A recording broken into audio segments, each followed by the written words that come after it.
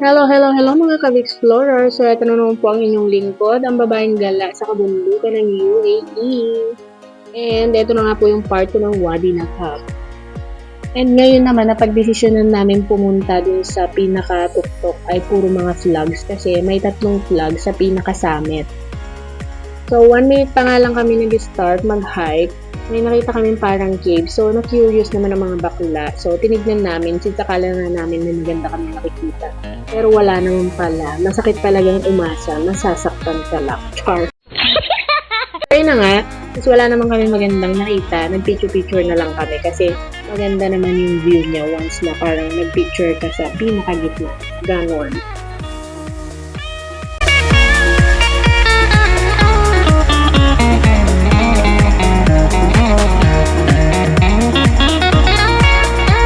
Hindi ko nga pala nabanggit sa part 1 guys na meron silang toilet. Before you start yung pinaka-paanan ng bundok, nandun na yung toilet. Tapos etong trail na to, yung sa flag, pwede ka nang mag-park talaga dun sa pinaka-paanan ng bundok and then start na ng trail.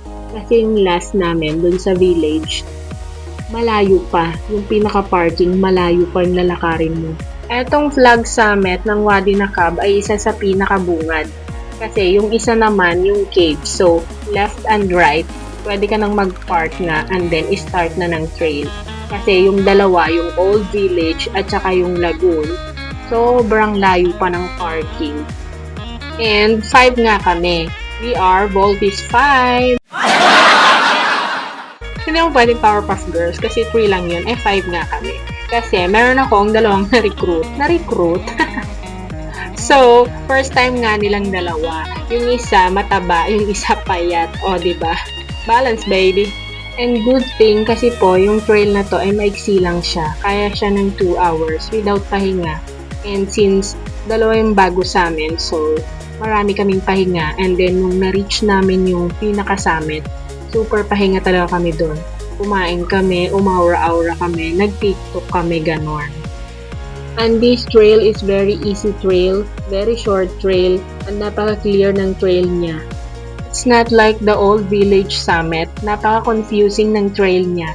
And hindi ko na nga na-video yung sobrang hirap namin doon kasi hindi ko na mahawakan yung tripod ko.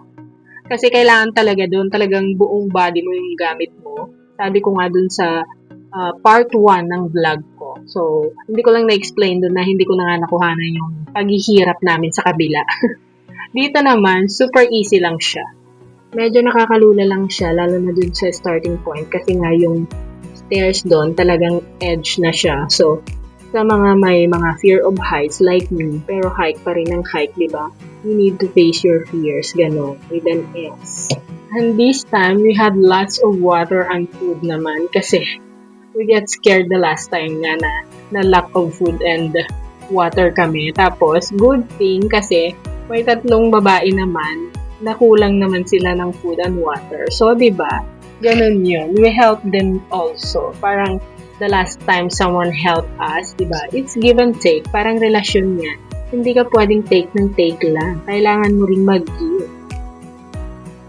And I realized nga that time, kailangan for Girl Scout palaging handa sa mga sakuna. Di bali nang sobra, wag lang kulang sa pagmamahal. Ay, char. Di bali nang sobra, wag lang kulang sa baon kasi this is kabundukan, so wala kang mabibilhan. At syempre nga, hindi mawawala ang mga kalokohan kung paghanap while waiting sa isa naming kasama. Syempre, walang iwanan. Di bali nang iwanan ka ng karelasyon mo, basta walang iwanan sa kabundukan.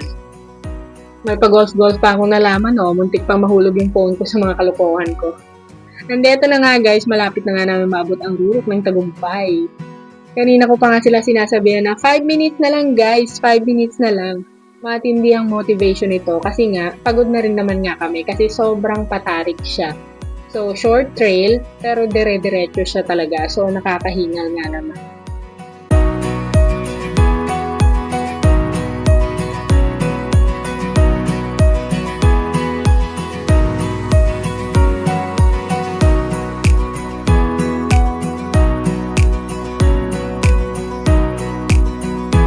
And finally, naabot na naman po namin ang rurok ng tagumpay. At dito nga sa pinaka-summit niya, merong parang mga 7 village and there was one area na naka-fence siya.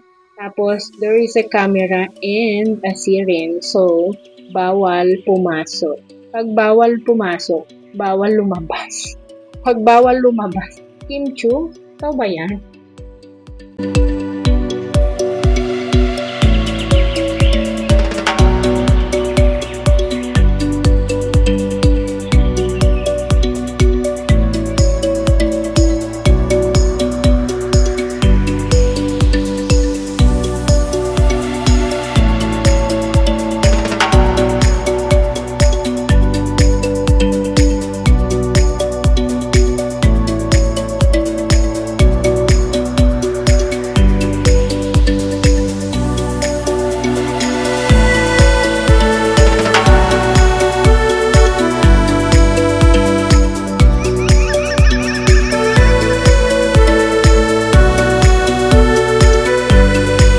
So, it's time to hour in the flag. So, ayan na nga, yung sa flag na yan, sa loob niyan, ayan yung merong camera at may siren.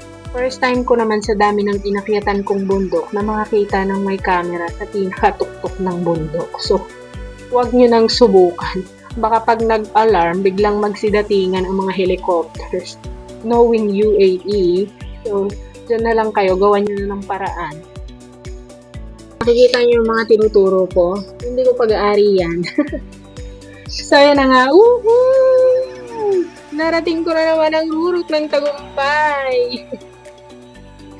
Before nga kami bumaba, ayan, si ate magsi-CR muna. So, meron din silang CR sa pinakataas. O, diba, bongga yung bundok na to. And ito na nga, pababa na nga kami. Nagiging tisay na kami kasi mainit na. Hindi ko alam kung sa pagod ba yan o sa init ng araw. Nagmamadali na kami bumaba. Since 1 hour naman kami sa taas, nagmaritisan, kumain ng mga baon. Pero excited pa rin kami sa aming lunch na pork adobo. Iba pa rin ang rice, Filipinos. Rice is life.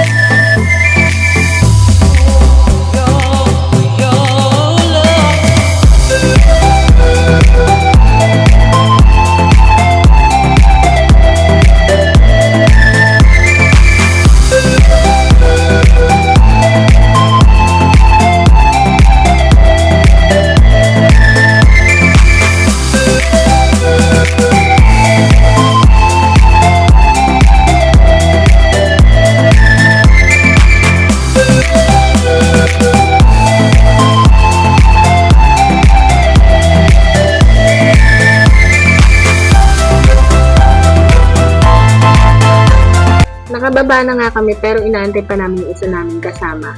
While waiting, nakita ko yung isang hiker. Umaura-aura siya dito, oh. So, ingitera ako. Kailangan ako din. O, diba? And of course, hindi matatapos ito kung wala naman akong gagawin isang kalokohan. Heto na nga siya. At pagkatapos nga niyan, masakit ang mga kasapasuan ko. Thank you for watching, guys!